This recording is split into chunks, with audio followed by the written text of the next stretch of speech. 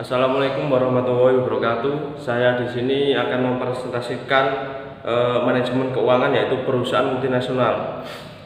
Selanjutnya, manajemen keuangan multinasional. Manajemen keuangan multinasional didefinisikan sebagai manajemen keuangan yang dipakai pada lebih dari satu lingkungan budaya, sosial, ekonomi, atau politik. Keuangan multinasional merupakan bidang interdisipliner dalam manajemen keuangan. Manajer keuangan multinasional harus familiar dengan yang pertama, pasar devisa dan eurosurensi. Yang kedua, sekuritas derivatif. Yang ketiga, pasar keuangan internasional. Yang keempat, pasar internasional untuk real asset. Yang kelima, portofolio investasi internasional. Selanjutnya yaitu konsep manajemen keuangan multinasional. Shapiro dan Faisal mengatakan bahwa 3 konsep manajemen keuangan. Yang pertama, arbitrage, yaitu terjadi pada saat perbedaan harga timbul, terjadi pada 2 pasar yang terpisah. Yang kedua, market efisiensi, yaitu efisien pasar atau efisien pasar. Pasar di mana informasi baru telah direfleksikan dalam harga sekuritas yang diperdagangkan tersebut. Yang ketiga, capital asset pricing, berkenaan dengan cara sekuritas dinilai berdasarkan risk and return. Selanjutnya, perusahaan multinasional. Menurut Kamus Ekonomi, perusahaan multinasional adalah sebuah perusahaan yang wilayah operasionalnya meliputi sejumlah negara dan memiliki fasilitas produksi dan pelayanan di luar negaranya sendiri. Tujuan sebuah MNC secara umum adalah memaksimumkan kekayaan pemegang saham. Jika tujuannya adalah untuk memaksimumkan laba di masa depan, kebijakan perusahaan mesti berbeda dengan kebijakan yang mungkin dikeluarkan seandainya tujuan adalah untuk memaksimumkan kekayaan pemegang saham. Tujuan perusahaan multinasional memiliki beberapa tujuan. Yang pertama, memperluas pasar. Kedua, menggunakan bahan baku dari negara asing. Yang ketiga, untuk mempertahankan kelangsungan suplai bahan baku dari berbagai negara. Yang keempat, penggunaan teknologi asing. Yang kelima, peningkatan efisiensi produksi. Yang keenam, menghindari hambatan politik dan peraturan pemerintah.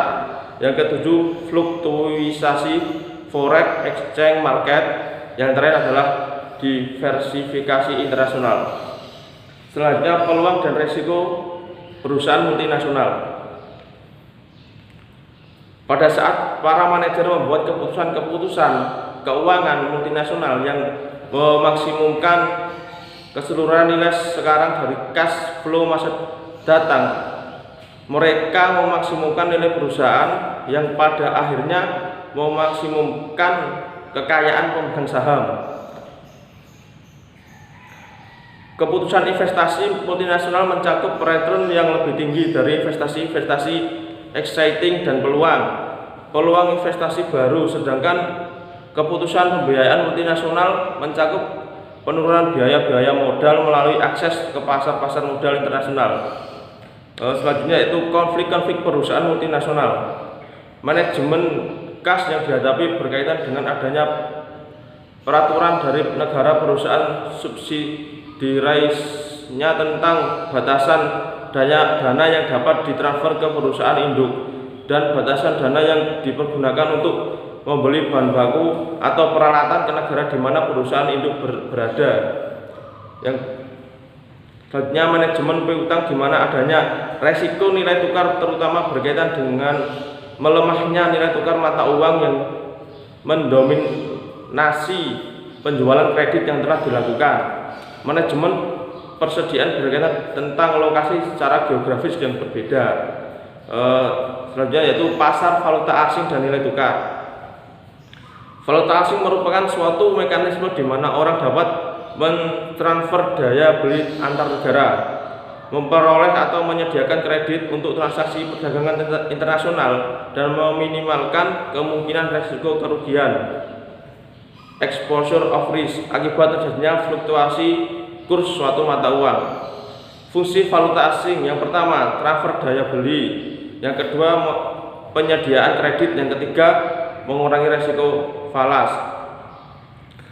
Selanjutnya, penganggaran modal internasional. Capital budgeting adalah merupakan proses evaluasi dan pemilihan investasi jangka panjang yang konsisten terhadap mekanisme tujuan perusahaan. 1. Anggaran adalah sebuah rencana rinci yang memproyeksikan aliran kas masuk dan aliran kas keluar selama beberapa periode pada saat yang akan datang. Yang kedua, capital budget adalah garis besar rancangan pengeluaran aktiva tetap. Yang ketiga, penganggaran modal adalah proses penyeluruh penganalisa proyek-proyek dan penentuan mana saja yang dimasukkan ke dalam anggaran modal. Yang keempat, proses pengumpulan mengevaluasi, menyeleksi dan menentukan alternatif penanaman modal yang memberikan penghasilan bagi perusahaan untuk jangka waktu lebih dari 1 tahun. Keputusan penganggaran modal akan berpengaruh pada jangka waktu yang lama, sehingga perusahaan kehilangan fleksibilitasnya. Penganggaran modal yang efektif akan menaikkan ketepatan waktu dan kualitas dari penambahan aktiva. Dan terakhir yaitu pengeluaran modal sangatlah penting. Mungkin itu presentasi dari saya, kurang lebihnya saya mohon maaf. Assalamualaikum warahmatullahi wabarakatuh.